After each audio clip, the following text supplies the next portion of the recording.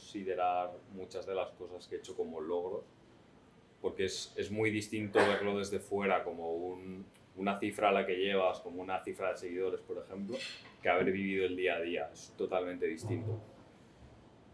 Seguramente lo que más estoy orgulloso es del número de personas a las que estoy ayudando a nivel muy profundo, porque es verdad que aunque ya llevo unos meses con un canal que considero mediano, que son pues, más de 50.000 seguidores, pero no es lo mismo eso que recibir mensajes de gente que pues, ha tenido intenciones suicidas o que ha tocado fondo y que te digan, oye, vi tus vídeos y tus vídeos me están ayudando. Es que cuando tienes esa sensación de ese sentimiento de que has causado impacto, eso es lo que te queda diciendo, joder, vale la pena hacer Tal cual. lo que hago.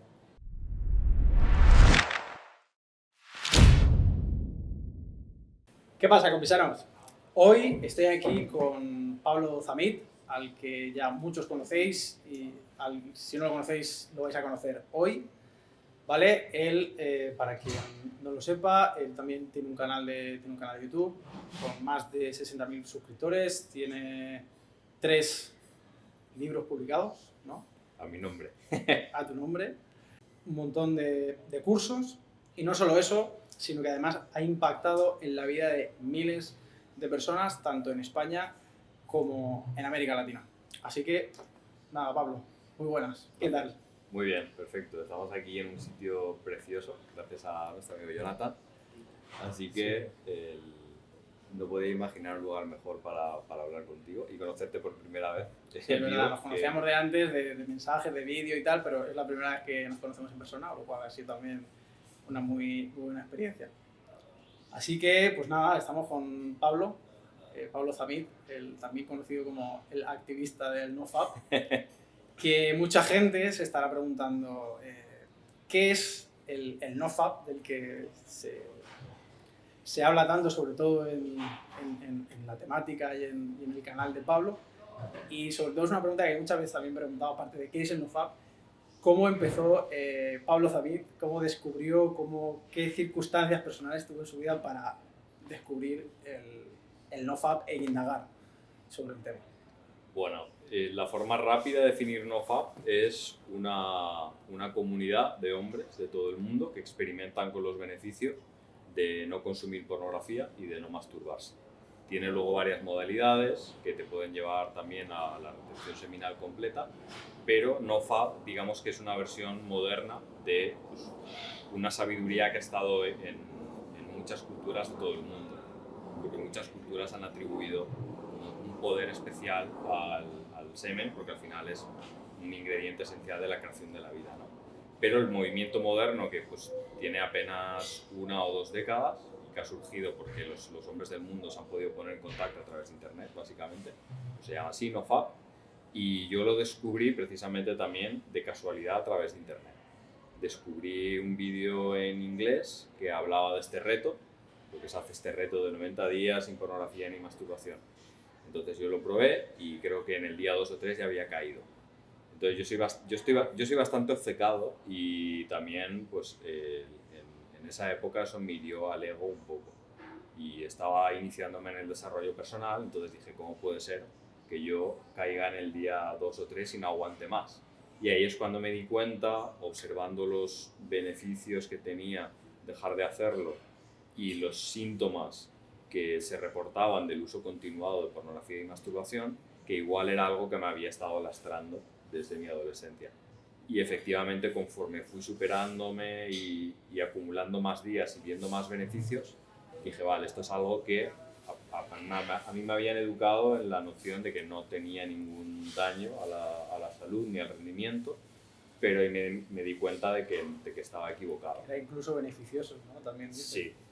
Sí, de hecho, hoy en día, que no sé si luego podemos profundizar un poco más, pero hay toda una, no quiero decir que sea propaganda, pero hay extendidos muchos mitos sobre la masturbación que están totalmente infundados y bueno, yo tengo algún vídeo pues, analizando estos vídeos, artículos de divulgación, donde vas a las fuentes científicas que se citan y están mal interpretadas, la fuente no dice lo que se le atribuye, es todo como muy poco profesional, pero yo creo que a la gente le gusta saber que aquello, las autoindulgencias que tenemos nos hacen además buenas personas. O sea, si puedes tener la tranquilidad psicológica de que algo que te da placer además es bueno para ti, pues eso es muy cómodo.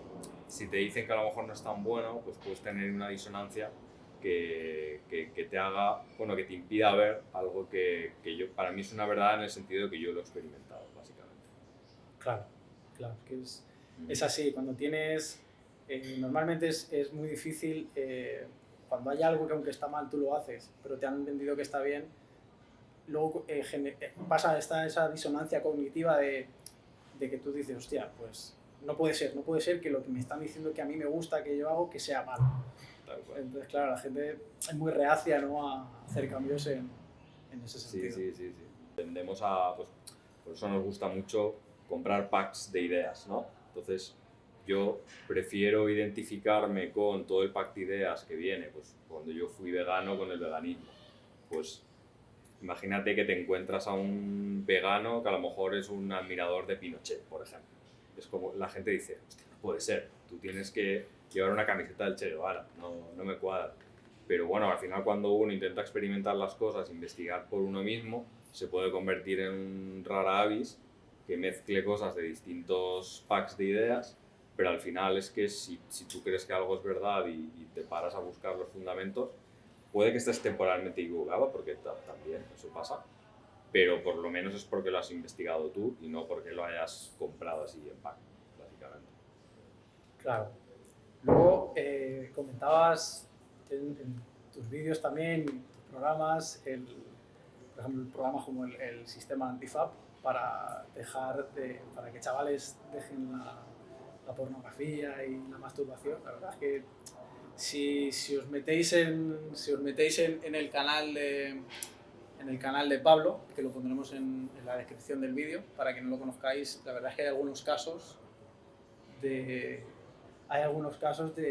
que yo la verdad es que flipantes, de casos que yo nunca pensaba que alguien podía llegar a esos extremos. Entonces, yo también, para que la gente lo sepa, volviendo a lo mismo, de que parece que es bueno, que tal, con el tema, por ejemplo, con el tema de la pornografía, ¿qué consecuencias tiene el uso masivo, la hiperaccesibilidad a la pornografía? Porque claro, antes, yo me acuerdo a lo mejor en la época de nuestros padres o así, pues a lo mejor estaban, no sé, a lo mejor las revistas que veías en la barbería o que tenías escondidas, era algo como un bien como más escaso, sí. Algo más secreto, y ahora es algo que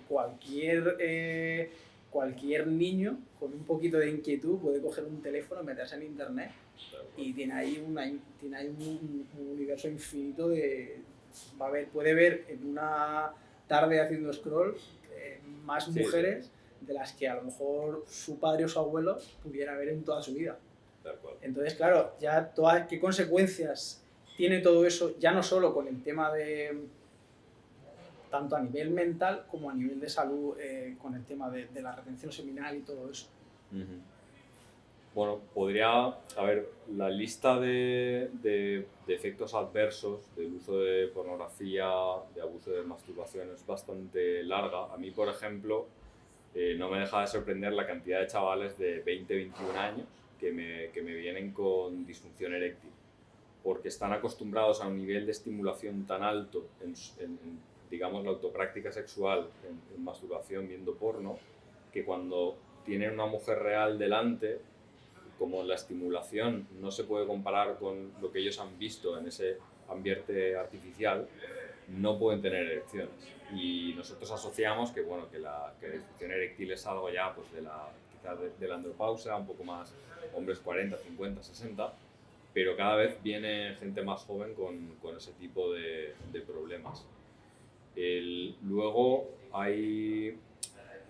esto digamos que es un cóctel, el de la pornografía, que se suma a los efectos que tiene sobre el cerebro, todo el uso de redes sociales y todas las actividades que nos hiperestimulan que bueno, ahí podemos hablar desde las redes sociales hasta la dieta.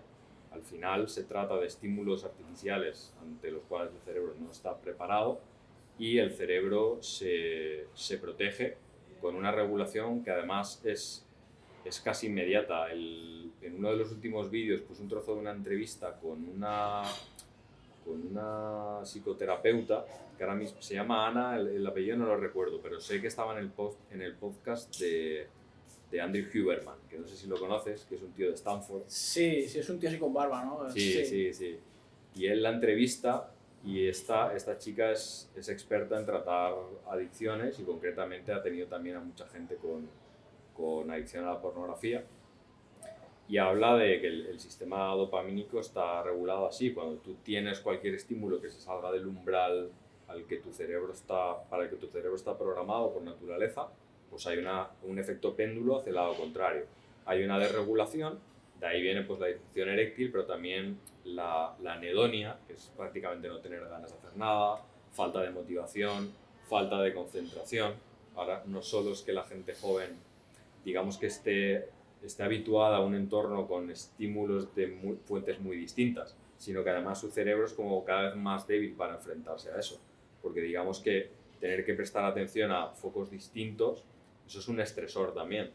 Entonces, al final se junta todo.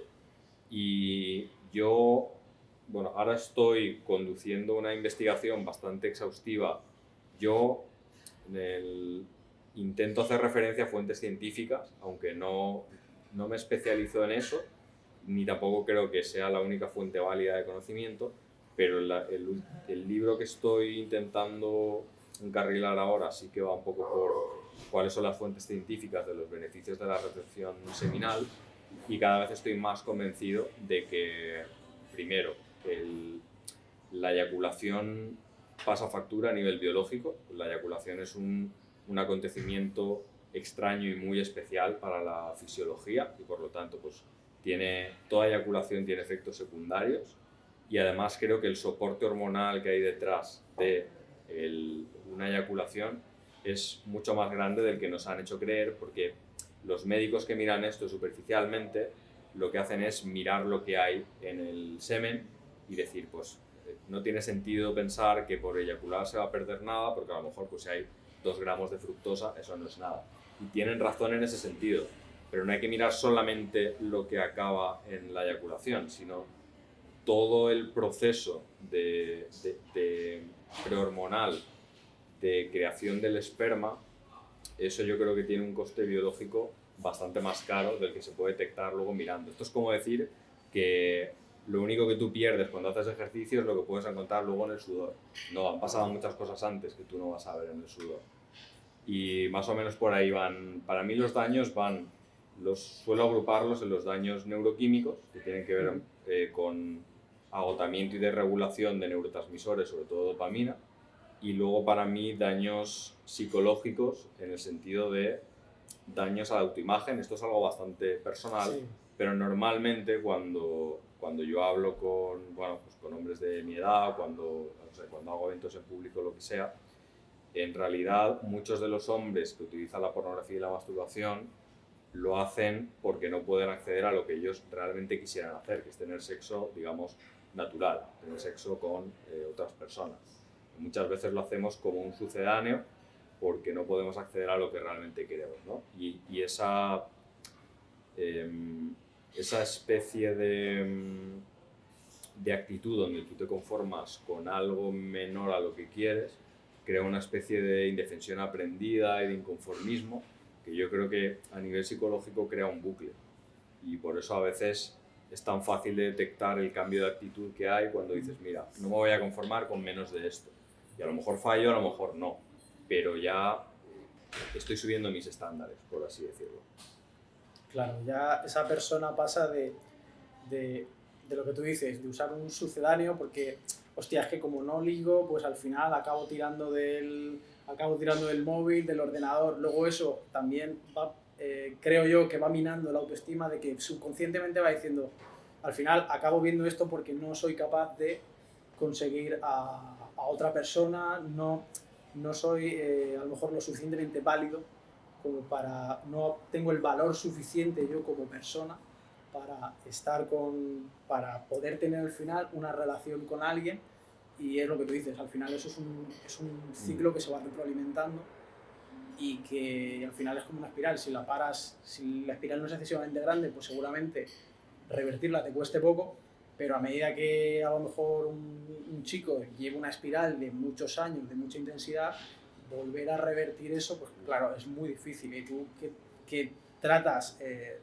directamente con gente de todas las edades, porque ya no son chavales, son gente de todas las edades, tú más que nadie sabes eso, de lo que le puede costar a alguien, o por lo que los niveles a los que puede haber llegado alguien. Y luego a lo mejor hay otra gente que no, que es como, pues mira, yo veía de vez en cuando y pues no tengo necesidad. Y luego hay otros chavales, como recuerdo en uno de los vídeos de un chaval que lo repito siempre, pero es que a mí se me quedó grabado, que era el chaval que se masturbaba hasta hacerse daño. O sea, yo me quedé ahí flipadísimo. Entonces, claro, revertir eso, porque ahí me imagino que también habrá una serie de componente psicológico de asociar toda esa relación, ¿no? de la pornografía ya con el tema del daño, a lo mejor ya con un daño físico, y al final se generan ahí una serie de historias mentales ahí que... Y empieza no también un bucle, porque cuando los daños neuroquímicos digamos que se retroalimentan con los psicológicos, ocurren cosas como, por ejemplo, la depleción de dopamina te puede generar ansiedad social. Entonces ahí estás jodido, porque si en realidad lo que tú quieres es, pues a lo mejor, pues, tener intimidad y cariño con una persona, pero en tu vida no lo has conseguido por lo que sea, por las cartas de la vida, y recurres a la pornografía y la masturbación, y resulta que eso te va a hacer más ansioso socialmente y te va a quitar más confianza, menos probabilidad todavía de que lo hagas. Entonces es como... llega un momento en que los dos grupos de síntomas se retroalimentan, y como tú dices, hay casos extremos. Yo siempre pienso que ya no me puede sorprender nada, y de repente te escribe alguien y dices, hostia, no puede ser. Sí. Vaya pena. Y yo con el tema de la restricción seminal, a mí me mola porque tú haces como una distinción, ¿no? En lo que es el modo fácil y el modo difícil. Entonces, para la gente que no lo sabe, me gustaría que, bueno, primero eso, que la gente sepa que se entienden como dos modalidades, ¿no? Y me gustaría también que explicaras un poco en qué consiste cada una de ellas. Claro. El modo estándar de NoFap, lo que llamamos modo fácil, consiste en no ver pornografía ni masturbarte. Normalmente se hace el reto de 90 días, pero esto ya cada uno yo creo que es cuestión de ir superándose. El modo difícil consiste en no eyacular, por lo tanto, en teoría no se puede tener sexo. Hay un gris ahí, hay un vacío legal, que es cuando tienes sexo sin eyacular. Pero como eso requiere pues cierta técnica y no es algo que la mayoría de gente pueda hacer a voluntad, pues distinguimos modo fácil, puedes tener sexo; modo difícil, no puedes eyacular de ninguna manera. Claro. Si estás despierto, si estás dormido y pasa, pues pasa. Claro, es que es eso, a lo mejor mucha gente nos está escuchando y dice, hostia, el hijo puta está diciendo que no se puede tener sexo, que no se puede tener relaciones. Yo recuerdo cuando me entrevistaste tú a mí, luego había gente que a mí me comentaba, dice, sí, muy interesante, pero eso de no tener sexo, digo, no. Digo, no lo has entendido bien. Digo, no va por ahí la cosa. Entonces es eso, es como está el modo difícil, que es lo que tú dices, que no puedes, pero eso no quiere decir que no tengas sexo. O sea, eso ya es cuando eres un cinturón negro, eres ya un fenómeno y ya eres capaz de alguna manera, tener lo mejor de ambos mundos. Sí, para mí ese es personalmente fue mi objetivo. O sea, yo descubrí los libros de Mantak Chia y de los Conductor Orgásmico y tal antes de NoFap. Entonces empecé a experimentar con eso un poco antes y tenía más recorrido, y eso pues me hizo a mí tener como objetivo eso, ¿no? Pues poder disfrutar del sexo, pero ya empezaba a entender lo que me hacía eyacular y tal. Entonces decidí, bueno, yo suelo ir combinando periodos en modo difícil y periodos en modo fácil. Creo que cada uno pues al final te da una especie de sopa neuroquímica distinta y de sopa hormonal que te hace que tu cuerpo y tu mente estén ajustados a Pues por ejemplo, cuando en la primera cuarentena de COVID lo que hice fue estar en modo difícil, porque tampoco es que se pudiera hacer mucho, y estuve en un periodo de escribir y leer todo el día. Pues eso es algo que muchas tradiciones han utilizado, pues un periodo más introspectivo. Claro. Y luego hay veces que estoy, pues como ahora que estoy empezando un modo súper social, de salir varias veces por semana y tal, pues entonces ya estaré en modo fácil seguramente, y a lo mejor si estoy más con una sola chica y digamos más centrado en ella, pues puedo tener sexo pero no eyacular o nunca o no tantas veces. Claro. Lo bueno es que tienes programas, ¿no? Para que los chavales, Sí, sí. bueno, chavales, al final para que los hombres, ¿no? Al final aprendan a dominar eso, que eso a quien le interese, pues dejaremos también el enlace en la descripción para el programa, que yo seguramente en un futuro pues también lo pille, porque siempre está bien tener esa clase de herramientas, porque al final es una inversión en salud también. Entonces luego con todo el tema este de modo fácil, modo difícil, aquí en el canal nos siguen muchas mujeres. Entonces yo una pregunta que también me venía mucho a la cabeza es como, vale, está el tema ya a nivel nosotros personal, ¿no? Como hombres, de tener ese control o esa decisión de decir de no masturbación o no pornografía y tal, pero luego por ejemplo en el caso de las mujeres con sus parejas y tal, cómo ellas pueden ayudar de alguna manera a sus parejas, a sus hombres a conseguir un poco llegar a ese nivel modo difícil. Al modo difícil. A ver, lo primero es saber y hablar con tu pareja si tu pareja necesita empezar por el modo fácil, porque yo personalmente nunca me di cuenta de que sí que lo estaba haciendo, y hay gente que se sorprende, pero los hombres seguimos viendo porno y masturbándonos cuando tenemos pareja, normalmente. Entonces, hay chicas que se piensan que no, pero sí. De hecho, muchas veces cuando lo descubren en sus parejas, es como que se enfadan, ¿no? Y bueno, ¿Esto es el efecto Coolidge? ¿Cómo se llama? Sí, el efecto Coolidge es algo que todas las chicas deberían entender y quizás experimentar un día. Yo recuerdo leer relatos de Beatriz Preciado, que ahora se llama Paul Preciado, que habla de pues, un periodo de experimentación con hormonas que hizo para su cambio de sexo. Creo que me suena el nombre de la chica. Sí, ahora se llama Paul Preciado. Es un filósofo bastante interesante. Creo que me suena que hace años, no sé si es esta chica, que en un programa creo que era del escritor este de Sánchez Dragó apareció, sí, efectivamente, diciendo que estaba experimentando con testosterona o algo así. No pues, sé si es pues escribió su testimonio en un libro que se llama Testoyonki, si no me equivoco, y ahí habla de lo que es estar en la cabeza de un hombre, que eso hay muchas mujeres que si no hacen el tránsito es difícil entender la relación de un hombre con su excitación sexual. Porque a veces, claro, parece que estemos enfermos, pero es que es un poco, la biología del hombre es un poco distinta y hay que entenderla. Y el efecto Coolidge nos hace que, digamos, nuestro cerebro nos premie por fijarnos en chicas distintas o nuevas o situaciones novedosas, ¿no? A un nivel como más agudo que el que tiene una mujer. Entonces, si tú como mujer entiendes eso, entiendes que para tu pareja puede ser mucho más difícil dejar de consumir ese material estimulante aunque esté contigo, que no significa que te valore menos, sino que su cerebro le está dando una recompensa muy grande por esa novedad, ¿no?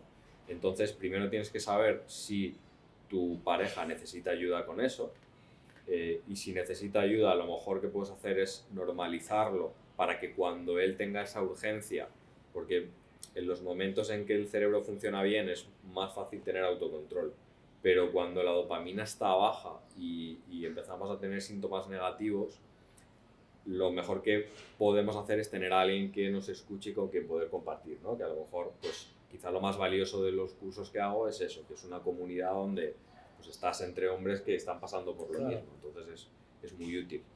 Y luego, una vez tú veas que tu chico ya, pues, por ejemplo, pues puede completar 90 días sin pornografía ni masturbación, una vez queráis adentraros pues, más en el sexo sin eyaculación, creo que es muy importante resignificar un poco lo que son las relaciones sexuales, empezar a incluir cosas que tengan mucho más que ver con estar consciente de qué me produce a mí a nivel interno determinado estímulo. Por ejemplo, el contacto físico, ¿no? Que llegue un momento en el que yo pueda leer a mi pareja y sepa qué nivel de excitación tiene y lo que le hace subir más, lo que le hace subir menos. Porque en realidad, si tú consigues que tu chico tenga esa capacidad de frenar y acelerar y porque es una cuestión de conectar un poco con cómo te estás sintiendo, porque como los hombres somos tan visuales y muchas veces estamos centrados en vosotras realmente, perdemos un poco de contacto con lo que estamos sintiendo nosotros y eso hace que el control no sea el que debe ser. Entonces, cuando te inicias en esto, si tú cuentas con que tu pareja va a colaborar contigo en navegar por esos niveles de excitación, el proceso es mucho más fácil. Y esto al final aquí ganamos todos en realidad. Entonces, claro, conviene que haya un periodo de aprendizaje y de comunicación porque luego las relaciones llegan a otro nivel. Cambiando de tercio, porque también hay que decirlo, Pablo va a presentar, bueno, tienes el taller del día 20 de marzo y estás preparando también un programa de meditación. Sí.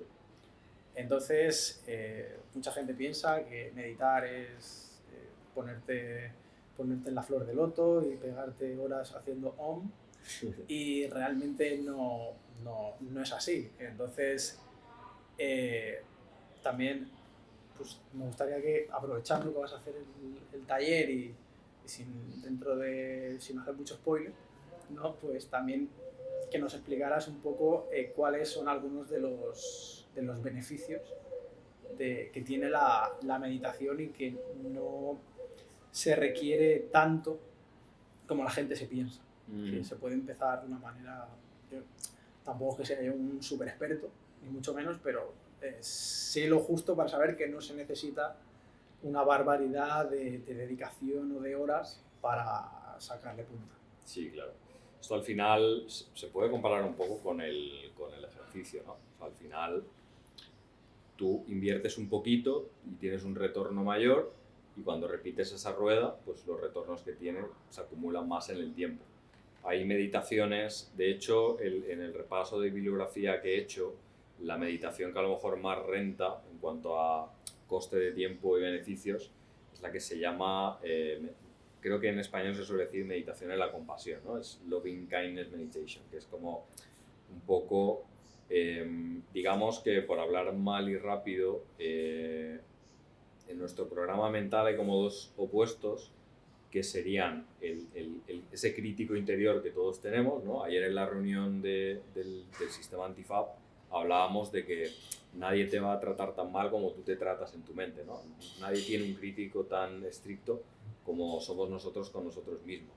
Entonces, por un lado tenemos ese crítico y la voz que se opone a nivel neurológico a ese crítico, digamos que sería la de la compasión, ¿no? Entonces esa meditación trata de reforzar esas redes neuronales, pues extendiendo tus buenos deseos, no solo a ti mismo, sino a pues, una red de personas, incluso animales, incluso todo el universo, pues cada vez más grande. Y ese tipo de meditación basada en emociones, que a mí me gusta mucho, puede tener simplemente con menos de 10 minutos al día, cuando se hace, por ejemplo, en programas de 8 semanas, es como se suele hacer, de 8 o 12 semanas, muchos estudios son de esa duración, produce un fortalecimiento muy grande de las redes que conectan unas partes del cerebro con otras y que, por ejemplo, permitan que tú tengas una mayor distancia de tus propias emociones y pensamientos. Cuando tú estás totalmente identificado con tus emociones y pensamientos, es mucho más fácil perderte en esa rueda.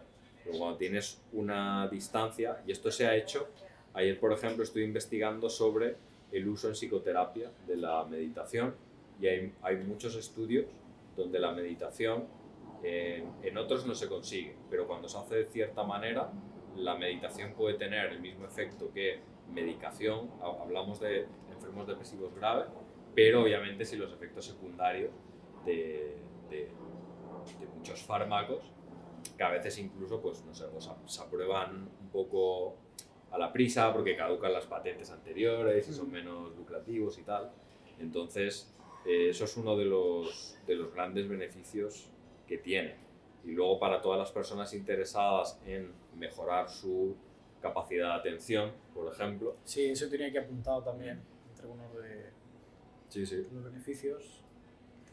De hecho, bueno, yo lo suelo explicar con el tema del viaje, ¿no? O sea, si yo, por ejemplo, yo vivo en un sitio que es muy bonito, pero paseo todos los días por el mismo sitio, mi cerebro ya no está prestando atención a cómo es mi calle o cómo es mi casa, ni siquiera.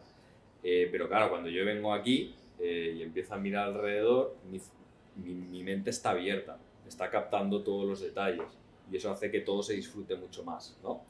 Y esto es una cosa que se llama el parpadeo atencional, que es es un mecanismo con el que el cerebro filtra la información que presenta la parte consciente y la que desecha, ¿no? O sea, si por ejemplo tú vieses una serie de números, los experimentos de este tipo se hacen así, te ponen una serie de números a una velocidad altísima y llega un momento en que al principio tu cerebro como que está muy pendiente y aunque tú no te des cuenta capta muchos números, pero poco a poco empiezas a percibir menos información, porque se están repitiendo tanto los números que tu cerebro dice, vale, si esto se repite, ya no es relevante, te voy a mostrar de todo el ámbito de la realidad, te voy a mostrar menos, porque esto ya no es relevante.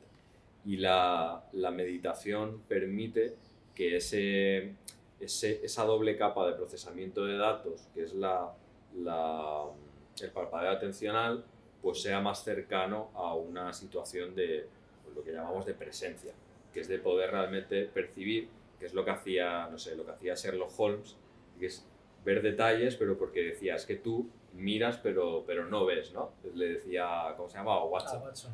Pues así es, eso es otro de los beneficios de la meditación. Puta madre. Luego tengo aquí también apuntado que el tema de...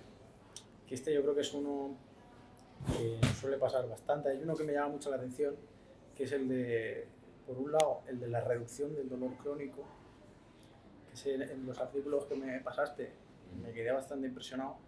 Y luego también uno que yo personalmente es con el que más problemas tengo con lo que los ingleses llaman el monkey mind, la mente de mono o los pensamientos intrusivos, de que tú estás en esa fase de meditación o de intentar estar presente y cuando te quieres dar cuenta estás pensando, ay, tengo que llevar el coche, no sé qué, y esto, y al final es lo que tú dices con lo de la perspectiva, ¿no? Que tienes que tener esa capacidad de metacognición, de ponerte desde el aire y decir, espérate, párate que te estás yendo.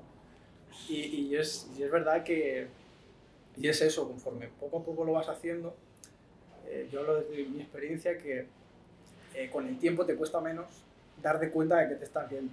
Exacto. Porque al principio es como yo recuerdo unas meditaciones que yo hacía de la aplicación de estas móviles, meditaciones de guiar, de presta atención a esta parte del cuerpo, luego aquí cuando te quieres dar cuenta tu cabeza está ya pensando en lo que tienes que hacer la semana que viene. Entonces claro, al principio a lo mejor la meditación dura 10 minutos y te pegas 5 minutos pensando en lo que tienes que hacer la semana que viene y ya cuando llevas un tiempo, enseguida eres capaz de corregirte. Y a mí una cosa que me ha llamado mucho la atención en lo del programa que estás preparando es el tema de los sonidos binaurales. Porque yo lo conocía, lo había escuchado, lo he probado a temporadas para trabajar, para intentar estar un poquito más centrado y tal. Y ahora me mola porque el que lo vas a combinar para darle un boost a la meditación. Entonces también me molaría para quien no lo sepa, quien no lo conozca, qué son el tema de los sonidos binaurales. Y bueno, si no lo dices tú, diré yo algunas de las cositas que me pasaste, porque la verdad es que son bestiales. Sí, el uso del sonido y de distintos ritmos y pulsos y cómo el cuerpo, distintos tejidos del cuerpo reaccionan es impresionante. De hecho, solo con que hablásemos a mí lo que más me está gustando de todo el programa que estamos creando es cómo enseñamos a la gente a modificar su cerebro para que distintas zonas empiecen a funcionar a cierta frecuencia.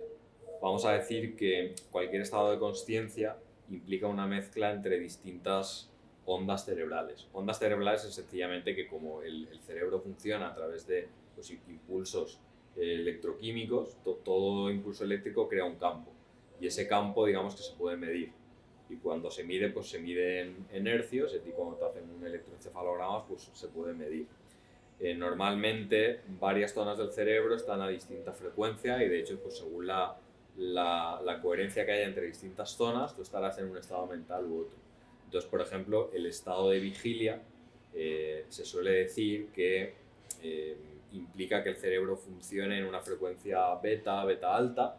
Hay personas que, por ejemplo, los que tienen muchos problemas para meditar, que de esos 10 minutos de meditación, 9 minutos 45 segundos están con la mente mono, incluso están estresados, ellos solo sentados pensando, esos suelen funcionar más en beta alto y hay personas que tienen muy fácil entrar en estado meditativo y que incluso cuando tú llevas meses o años meditando como los monjes, pues en estado de vigilia puedes tener un mayor componente de otras ondas más profundas, ¿no? Como por ejemplo, alfa sería la más famosa porque se descubrió muy pronto y es digamos un estado intermedio entre la vigilia y la introspección.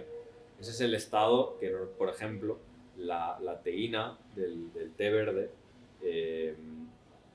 produce un cambio en las ondas cerebrales y es más probable que tú estés en alfa si tomas teína, ¿no? Entonces, esa especie de relajación atenta que te produce, o que a mí personalmente me produce el té y que cuando eres principiante en meditación pero empiezas a tener resultados puedes conseguir más fácilmente, pues es un poco el estado alfa.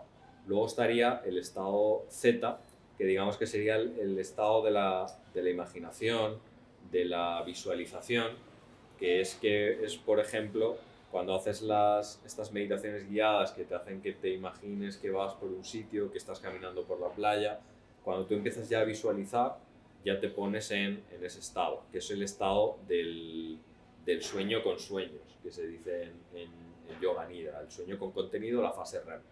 Y luego estaría las ondas más lentas, que son las ondas delta, que son las que el cerebro emite cuando estás en el sueño sin contenido, que es lo que llaman pues, la consciencia pura, por así decirlo, o el observador puro, que es entre 0 y 3 hercios, que es mucho más calmado. Entonces, ¿qué pasa? Cuando tú estás meditando, en realidad lo que estás haciendo es sistemáticamente y cada vez con mayor destreza modificar tu cerebro para que funcione de forma distinta. Y conforme tu cerebro cambia, tu mente cambia, porque al final se dice que la mente es el estado del cerebro en un determinado momento. Como el cerebro trabaja en un determinado momento, esa es tu mente en ese momento. Entonces lo que nosotros hacemos con los sonidos binaurales es enseñarte cómo se siente entrar en determinados estados, porque los sonidos binaurales consiguen engañar a tu cerebro utilizando en el canal derecho e izquierdo tonos distintos que tu cerebro compensa creando ese ritmo binaural. Entonces, ¿no? Pues si tengo 510 por aquí, 520, pues mi cerebro crea una de 10 y por el principio, un principio muy sencillo que se puede entender. En YouTube, por ejemplo, hay vídeos de metrónomos que se... Sí, los estuve viendo. Que esto pasa en la naturaleza. Es acojonante. De hecho, esto lo leí en un libro de Ben Greenfield. Bueno, y Jack Kruse, que me lo recomendaste tú y me flipó, también es el que le enseñó esto a Ben Greenfield. Ah, mira, eso no lo sabía Y como hay, por ejemplo, hay relojes que emiten una determinada frecuencia, que se supone que es la frecuencia que emite la Tierra. Y por ejemplo... La resonancia Schumann. Exacto. Y en el Tour de Francia, por ejemplo, que son muchos días de deporte muy intenso, hay, por ejemplo, ciclistas que lo que hacen es dormir en unos sacos en el suelo que emiten esa frecuencia, ¿no? para acelerar el descanso y la recuperación. O sea que esto en la naturaleza está en todas partes. Al final lo que hacemos es pues, acostumbrarte a que tú identifiques cómo está tu cerebro en estado alfa, cómo estás en estado zeta. De hecho, utilizamos también una carta para que tú después de meditar veas los distintos estados de profundidad a los que has podido llegar, entonces te das cuenta, vale, esto que he sentido pertenece a las ondas delta, o sea que hoy he llegado a este punto. Entonces es mucho más fácil con ese feedback aprender. Sí, porque yo personalmente el problema que he tenido para meditar es que como es una experiencia tan subjetiva, es muy difícil, no es como hacer yoga, que si hay un instructor te puede decir, no, baja los omóplatos, saca más el pecho, Claro. aquí nadie ve lo que estás haciendo, entonces es mucho más difícil aprender por eso. Y cuando descubrí todas las piezas del puzzle, cómo funciona el cerebro, lo que hacía los sonidos binaurales, pues dije, aquí hay mucha miel.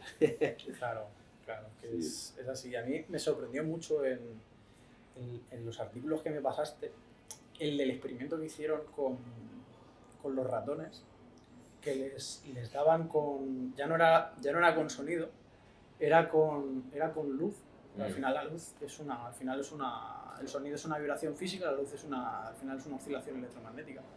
Entonces entiendo que el efecto, en base a los resultados del estudio, es similar, y me quedé muy flipado de cómo entiendo un binaural de luz para conseguir una frecuencia gamma que están por encima de los 14, 15 Hz, puede ser. ¿Cómo consiguieron reducir si no recuerdo mal, los niveles de beta-amiloide en el cerebro? Que para quien no lo sepa, los beta-amiloides es un péptido que está muy relacionado con el Alzheimer. Entonces, claro, reducir esos niveles de beta-amiloides en el cerebro, pues al final va a minimizar las posibilidades de tener Alzheimer, o en el caso de tenerlo, pues van a minimizar la intensidad de... Entonces, Claro, me gustaría que lo contaras, porque es flipante. Que ese experimento es con ratones enfermos, entonces la ventaja de hacerlo con ratones es que puedes ver lo que pasa a un nivel mucho más profundo. Y creo que en ese caso utilizaron una frecuencia de 40 hercios, como tú dices, con pulsos de luz.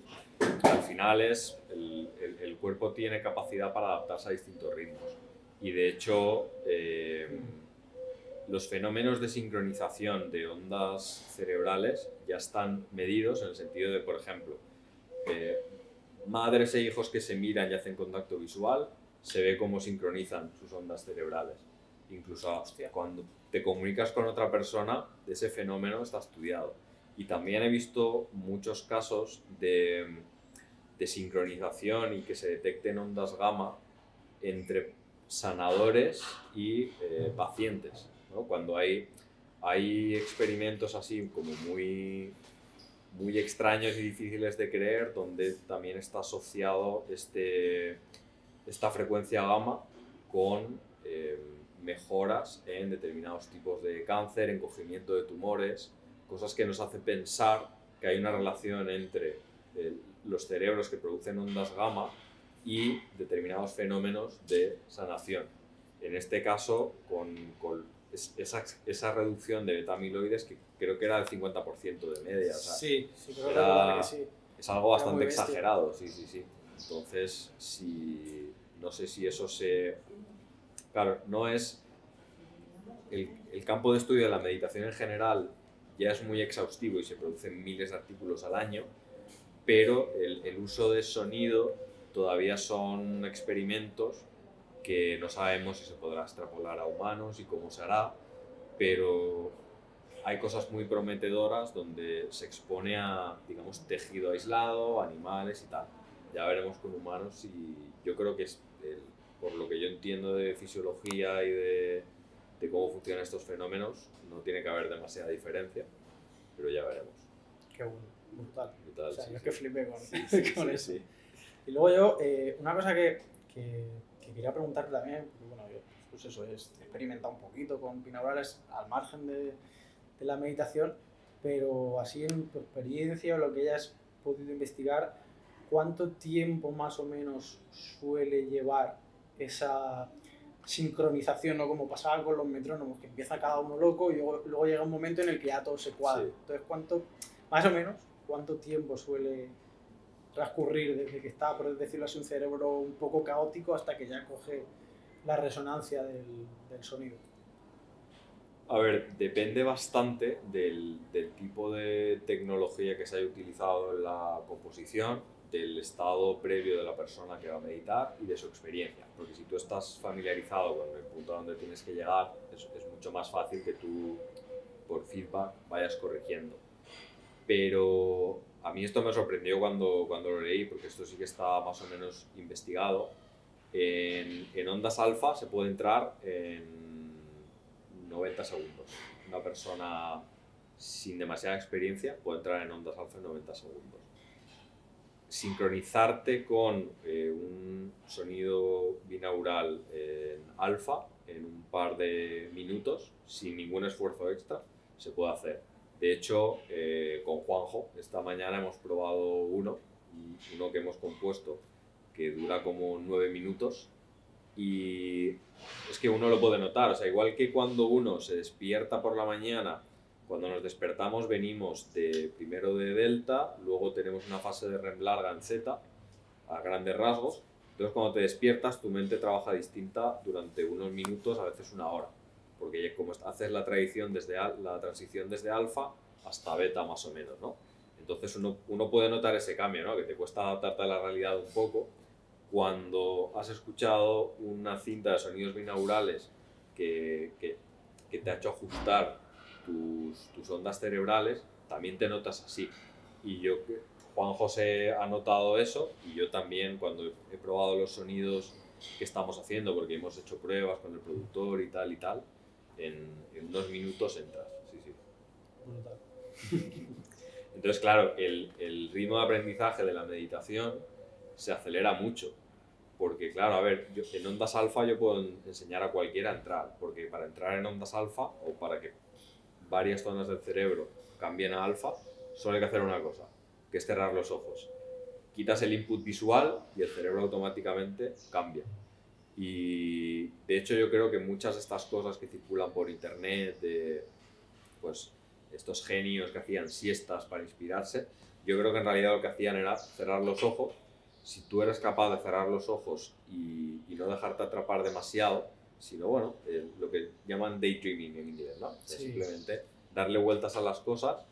Si tú estás centrado en un problema, de repente vas a ver que tu mente llega un momento en que se va a otro, que es como que ya pierdes la noción de tu pensamiento, y llega un momento en que vuelves y dices, hostia, no sé en qué estaba pensando los últimos minutos, pero ves el problema con otra perspectiva, ¿no? Sí, eso a mí me ha pasado muchísimo. Claro. Además, yo que me enfrento a muchas situaciones de problemas complejos, de pensar, de cómo abordarlo, y llega un momento en el que ya te andas un poquito con la cabeza un poco frita, y yo muchas veces sí que me he dado cuenta, y desde pequeño, que uno de mis mecanismos de resolución de problemas era coger en la silla, echarme así para atrás, cerrar los ojos, y al rato era como, ves las cosas de otra manera completamente diferente. Y entonces, claro, yo no lo sabía en aquel entonces, vale, es como cuando cierras los ojos, es lo que tú dices, entrar en alfa es relativamente sencillo, y entonces muchas veces, hasta donde yo sé, cuando estás así en tema de ese pensamiento un poco caótico, un poco loco, rollo Ned Flanders, estamos perdiditos, en la escena esa de los Simpsons, que creo que es cuando estás en beta alto, creo. Sí. Entonces, claro, ya pasas de ahí a alfa, en el que parece que como todo se relaja y es como, ahora lo veo. Claro. Entonces, esa sensación es brutal. Entonces, no sé, supongo que la gente, después de todo lo que estamos contando, estará flipando y diciendo, yo quiero hacer eso. Entonces, pues, también te pregunto, ¿cómo puede empezar la gente que no lo ha hecho nunca o no tiene ni puta idea, hablando mal y claro, cómo puede empezar a meditar? Yo recomiendo empezar familiarizándose uno con la frecuencia alfa, simplemente con el ejercicio de... Yo suelo hacer esto como ejercicio, a veces con algunos clientes también, de que tú te pongas un contador para entender cuánto tarda tu cuerpo en bajar a alfa, ¿no? Entonces tú te pones un cronómetro 1 minuto y cierras los ojos y estás sentado con los ojos cerrados. Que está muy bien tener esa aspiración, porque si tú aspiras a no sé, voy a observar mis pensamientos, voy a no sé qué. Eso puede ser una aspiración demasiado grande cuando acabas de empezar a meditar, pero estás sentado con los ojos cerrados, todo el mundo puede.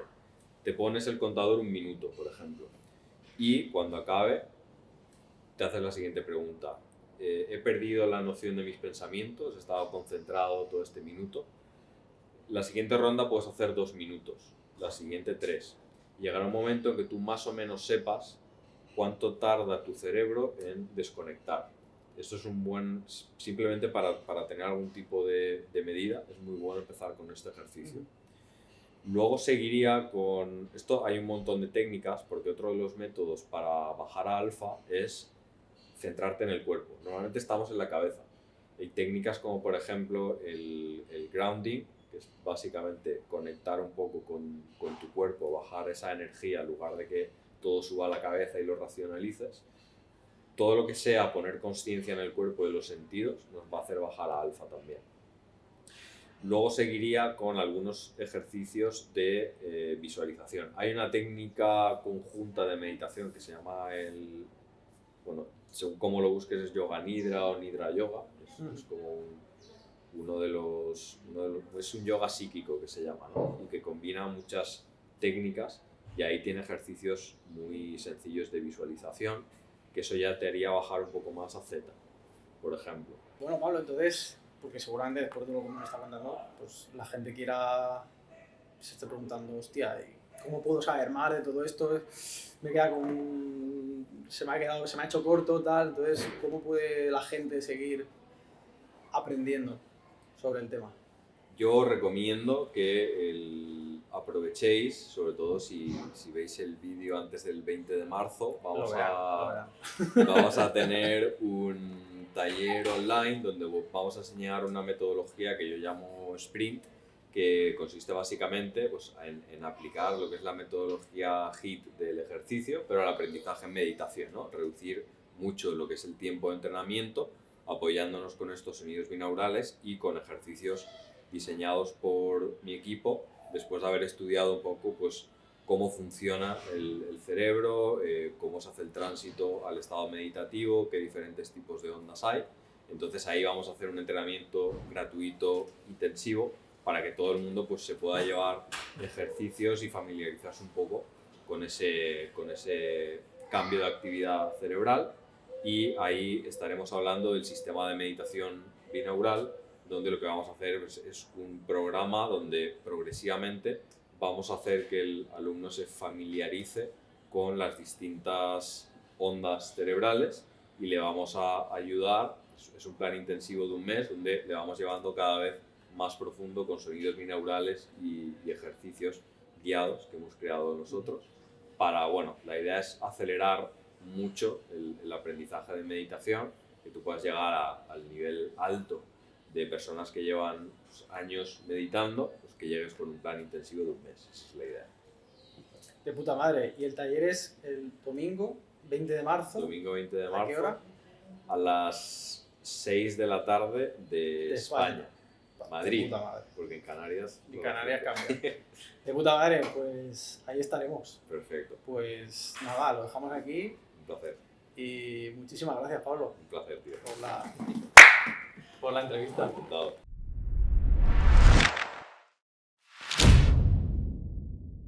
Solo quería preguntarte una cosa más. Dale. ¿Nos hacemos unas pajillas? Con la mano o con la boca. O con el culo. O con el culo.